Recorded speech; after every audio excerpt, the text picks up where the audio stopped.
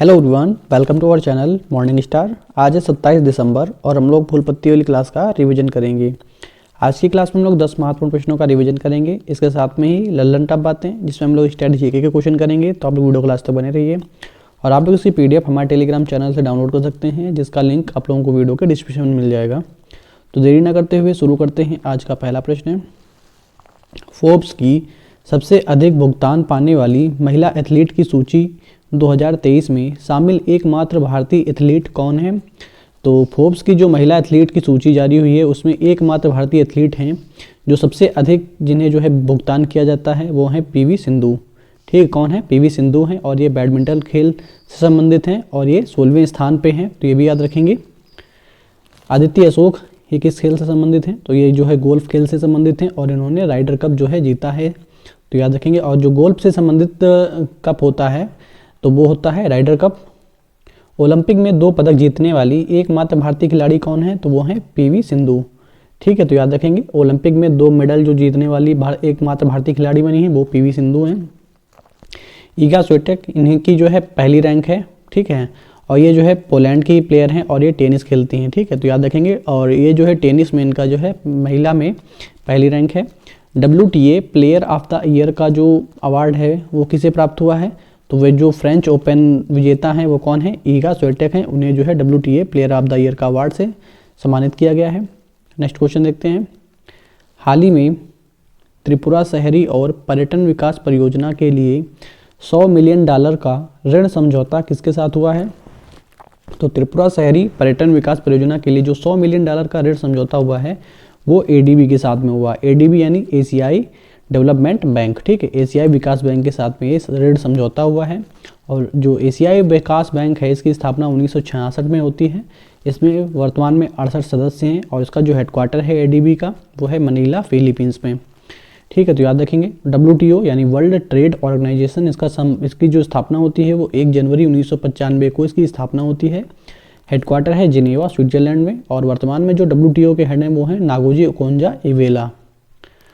Next आगे देखते हैं। वर्ल्ड बैंक, तो वर्ल्ड बैंक की स्थापना होती है 1944 में। हेडक्वार्टर है वाशिंगटन DC में और वर्तमान में हेड हैं अजय बंगा। NDB न्यू डेवलपमेंट बैंक, इसकी जो हेड हैं वो हैं डिल्मा रोसेफ। और जो इसमें नया देश शामिल हुआ है वो मिस्र, इसमें जो है NDB का नया सदस्य देश जो है शामिल हुआ है। नेक्स्ट क्वेश्चन है, हाल ही में चर्चा में रही क्रूज मिसाइलें तलैया और नासिर का संबंध किससे है? तो जो क्रूज, ये जो है तलैया और जो नासिर जो है मिसाइल हैं और ये क्रूज मिसाइल हैं, तो याद रखेंगे। और इसका जो संबंध है वो ईरान से है। ठीक है, ये किसकी मिसाइल है? तो ईरान की हैं। ईरान की कैपिटल है तेहरान। और ठीक है, जो ये मिसाइल हैं ये लक्ष्य बदलने में सक्षम है। अगर इन्हें एक बार छोड़ा जाता है और इन्हें लक्ष्य बदलने के लिए जो है सिग्नल दिया जाता है तो ये आराम से अपना लक्ष्य बदल सकती हैं। तो याद रखेंगे। चाबहार पोर्ट ये कहाँ बनाया गया है? तो भारत द्वारा जो है ईरान में स्थापित किया गया है। निर्माण करने वाला कौन है? तो भारत है। ठीक है, हार्मुज जल संधि किसके मध्य होती है? तो हार्मुज जो जल संधि है वो फारस की खाड़ी और ओमान के सागर को जो है जोड़ती है। तो याद रखेंगे, हार्मुज जल संधि फारस की खाड़ी और ओमान के सागर को जोड़ती है। फतह और खैबर मिसाइल ये किसकी है? तो ये ईरान ने जो है इसका अनावरण किया है। रामसर जो स्थान है वो कहाँ स्थित है? तो ईरान में स्थित है ये। नेक्स्ट क्वेश्चन, भारत सरकार की किस देश के साथ 5 लिथियम ब्लॉक के लिए समझौता ज्ञापन हुआ करेगा? तो जो है भारत जो गवर्नमेंट है वो किस देश के साथ में जो है 5 लिथियम ब्लॉक के साथ में समझौता किया है? तो अर्जेंटीना के साथ में किया है। ठीक है, किसके साथ में? अर्जेंटीना के साथ में। तो यहाँ से जो है लिथियम का आयात जो है कम करने के लिए जो है ये जो है ब्लॉक के लिए जो समझौता ज्ञापन किया गया है। आगे देखते हैं। ब्राज़ील की कैपिटल है ब्राज़ीलिया और यहाँ पे जो है काफ़ी के जो बंदरगाह होते हैं उन्हें सेंटोस बोला जाता है। ठीक है, काफ़ी के बंदरगाह को क्या बोला जाता है? सेंटोस बोला जाता है। आप लोग कमेंट करके बताएंगे कि जो काफ़ी के बंदरगाह में फेजेंडा ये जो है कहाँ पे बोला जाता है? काफ़ी, तो याद आप लोग कमेंट करके बताएंगे। लिथियम के भंडार कहाँ से प्राप्त हुए हैं? तो जम्मू कश्मीर से लिथियम के भंडार जो है प्राप्त हुए हैं। वेनेडियम के भंडार गुजरात में। और टेंटलम के जो भंडार हैं वो कहाँ से प्राप्त हुए हैं? तो पंजाब से। नेक्स्ट क्वेश्चन है, हाल ही में चर्चा में रहे मिशन इन्वेस्टिगेशन 75 डेज का संबंध किससे है? तो मिशन इन्वेस्टिगेशन 75 डेज का जो संबंध है वो बिहार से है। ठीक है, कहाँ से है? बिहार से है। और ये लागू कब से होता है? 1 जनवरी 2024 से लागू होता है।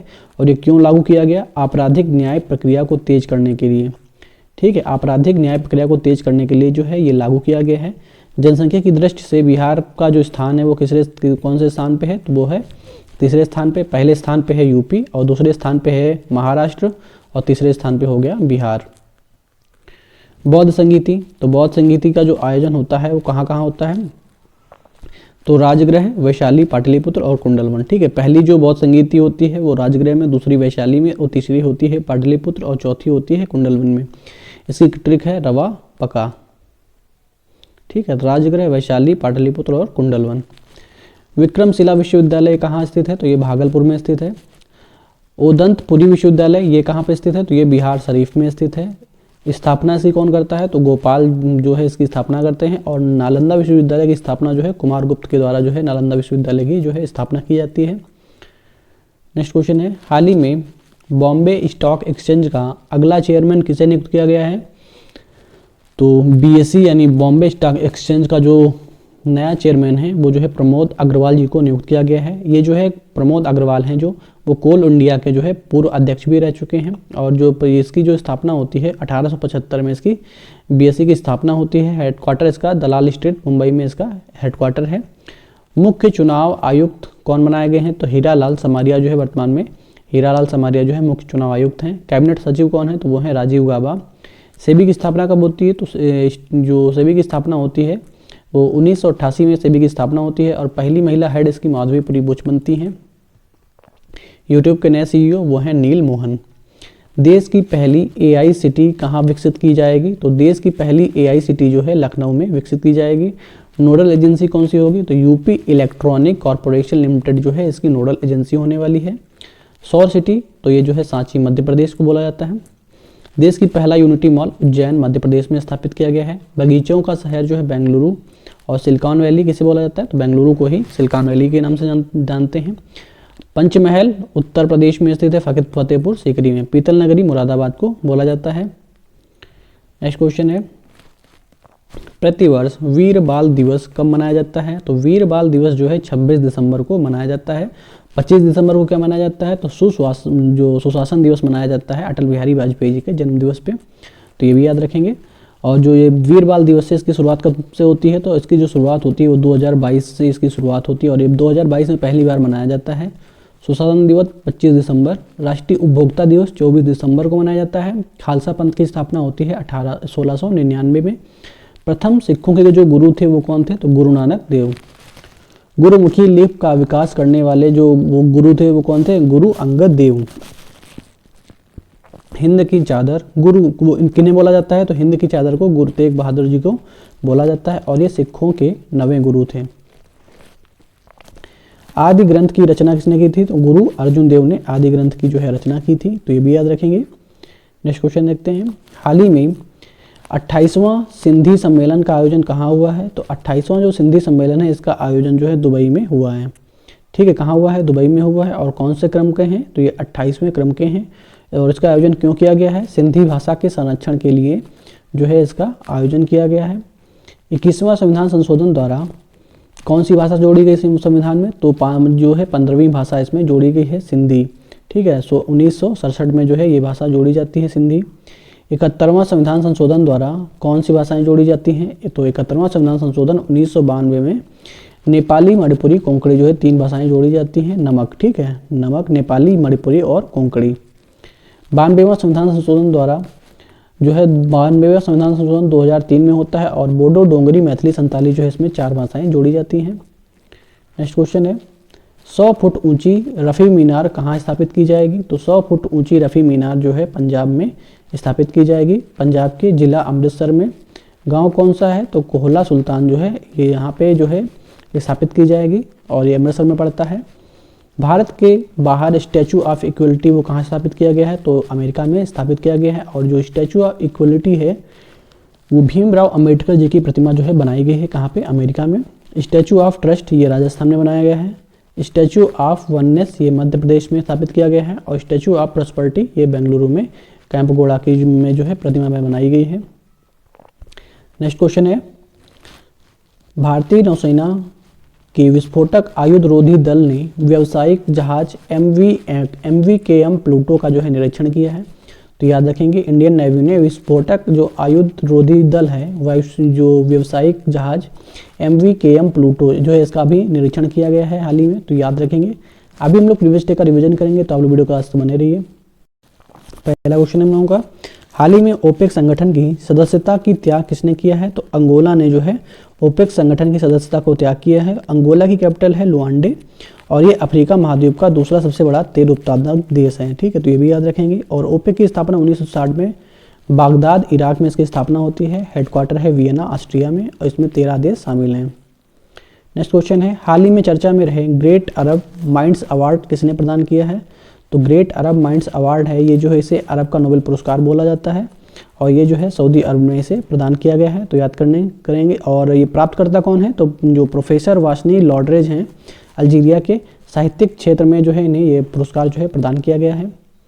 हाल ही में सर्वश्रेष्ठ महिला एथलीट दिव्यांग का पुरस्कार किसे प्राप्त हुआ है? तो सर्वश्रेष्ठ महिला एथलीट दिव्यांग का जो पुरस्कार है वो शीतल देवी पैरा तीरंदाज हैं, इन्हें जो है प्रदान किया गया है। और ये जो है ये क्या है? तो तीरंदाज हैं। और सुमीर अंतिल भाला फेंक में इन्हें जो है गोल्ड मेडल प्राप्त हुआ था पैरा ओलंपिक्स में। कोच का अवार्ड गौरव खन्ना को बैडमिंटन में। हाल ही में सोशल स्टॉक एक्सचेंज पर सूचीबद्ध होने वाली पहली इकाई कौन सी है? तो वो है SGBS उन्नति फाउंडेशन, ठीक है। कौन है? SGBS उन्नति फाउंडेशन। स्थापना होती है 2011 में। युवाओं रोजगार के लिए प्रशिक्षण जो है इसमें प्रदान किया जाएगा। सेबी की फुल फॉर्म क्या होती है? Security exchange board of India. प्रतिवर्ष राष्ट्रीय जो सुशासन दिवस है वो कब मनाया जाता है? तो 25 दिसंबर को मनाया जाता है। पहली बार ये 2014 में मनाया गया था और ये जो है अटल बिहारी वाजपेयी जी के जन्म दिवस पर मनाया जाता है। 24 दिसंबर को राष्ट्रीय उपभोक्ता दिवस, 25 दिसंबर को सुशासन दिवस और 26 दिसंबर को वीर बाल दिवस मनाया जाता है। पहले भारत रत्न से सम्मानित व्यक्ति कौन थे? तो CV रमन, डॉक्टर सर्वपल्ली राधाकृष्णन और श्री राजगोपालाचारी, 3 लोगों को ये प्रदान किया गया था। विश्व भारती विश्वविद्यालय की रविन्द्रनाथ टैगोर के नाम पर रखी गई नई खोज पेंटोआ टैगोरी का संबंध किससे है? तो पेंटोआ टैगोरी का संबंध बैक्टीरिया से है और ये झारखंड झरिया में जो है ये जो है पहली बार देखने को मिला है। ये जो है पौधों के विकास के लिए जो है सहायक होता है ये जो बैक्टीरिया है, तो याद रखेंगे। विश्व भारती विश्वविद्यालय की स्थापना 1921 में कलकत्ता में इसकी स्थापना होती है। रविन्द्रनाथ टैगोर इसकी स्थापना करते हैं। और विश्व की पहली लिविंग हेरिटेज वो कौन सी है? तो विश्व भारती विश्वविद्यालय है। हाल ही में 25वीं एशियाई युवा शतरंज चैंपियनशिप का आयोजन कहाँ हुआ है? तो ये UAE में हुआ है। कहाँ पे हुआ है? संयुक्त अरब अमीरात में हुआ है, जिसमें भारत ने जो है कितने टोटल 7 जो है मेडल प्राप्त किए हैं। 2 गोल्ड, 3 सिल्वर और 2 ब्रॉन्ज मेडल प्राप्त किए हैं। और जो गोल्ड मेडल किसने प्राप्त किया है? कियाना परिहार और हर्ष सुरेश ने जो है इसमें गोल्ड मेडल प्राप्त किया है। कियाना परिहार ने अंडर-8 में प्राप्त किया है और हर्ष सुरेश ने अंडर-16 में जो है ये मेडल प्राप्त किया है। भारत की नवीनतम ग्रैंड मास्टर कौन है? तो वैशाली रमेश बाबू जो है 84वें नंबर की नवीनतम ग्रैंड मास्टर बनी है। विश्व शतरंज चैंपियनशिप का आयोजन बाकू अजरबैजान में इसका आयोजन किया गया है। नेक्स्ट है, हाल ही में राज्य की सांस्कृतिक विरासत को समृद्ध करने के लिए संस्कृति उत्सव 2023 कहाँ प्रारंभ हुआ है? तो संस्कृति उत्सव 2023 जो है उत्तर प्रदेश में जो है प्रारंभ हुआ है। कहाँ प्रारंभ हुआ है? उत्तर प्रदेश में। सांस्कृतिक मंत्रालय के द्वारा जो है ये प्रारंभ किया गया है, तो याद रखेंगे। थीम क्या है? उत्तर प्रदेश महोत्सव, हमारी संस्कृति हमारी पहचान, ठीक है, इसकी थीम है, तो ये भी याद रखेंगे। उत्तर प्रदेश महोत्सव, हमारी संस्कृति हमारी पहचान। भारत का एकमात्र राज्य उत्तर प्रदेश, जिसकी सीमा कितने राज्यों से लगती है? तो 8 राज्य और 1 UT से लगती है, ठीक है। UT कौन सा है? दिल्ली है। टोटल 9 राज्यों से सीमा लगती है। हाल ही में चर्चा में रही पुनौरा धाम परियोजना का संबंध किससे है? तो पुनौरा धाम परियोजना का जो संबंध है वो बिहार से है, ठीक है। किससे संबंध है? बिहार से है और ये बिहार के मिथिला प्रदेश से इसका संबंध है। और मिथिला प्रदेश किस जिले में पड़ता है?